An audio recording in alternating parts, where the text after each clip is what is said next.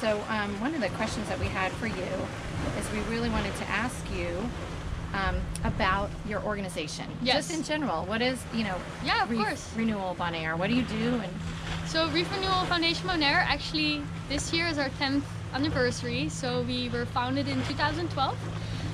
Since then we've really evolved, I would say, and grown into being our own charity, our own NGO. We are now a team of 5 members, where we started with just one, Francesca, who really started this off and brought the passion to the team and got this project going. And so at the moment we've outplanted over 45,000 corals. We have around 15,000 corals hanging in our nurseries on the water. We have around 15 outplanting sites, 11 nurseries around the island. And so this all really started with one person, and now we've really evolved into this NGO that's trying to make a difference. And so what we're trying to do is restore Bonaire's reef, but we're also trying to give the corals time so that in the end they can be self-sufficient and they can restore themselves, and that there's enough populations where we are not needed anymore and they can just let nature do their own thing.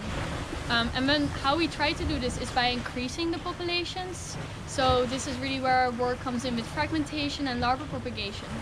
But in addition, we also want to increase the genetic diversity on the reef. And this is because if you have more genetic diversity, you might have that one coral that's more adapted to all the future stressors like climate change, warmer water temperature. And so we're really trying to kind of hit all the sites to make sure this reef is resilient and it can recover on its own by the end. that is amazing. So how do you do these things? What's a day in the life if you were to tell So us? we are a small team, so everybody in our team kind of helps in, does things here. We're all trying to go in the field. Francesca today was our boat captain. And so we have 2 techniques mainly. This one technique is called coral fragmentation. It's the one that's most well known around the world. It's also called coral gardening. And this is the technique where you cut a piece of coral and it grows on its own. So actually what we're doing is we're cloning corals. You cut off a piece of my arm and then you have another person basically. And this is the way how we've already outplanted the 45,000 corals. We do this with 5 species.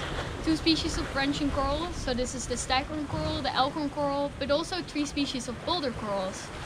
And every coral needs their own little techniques, their little adaptations to the technique, but mainly the main thing is we cut a piece of this coral and it grows by itself.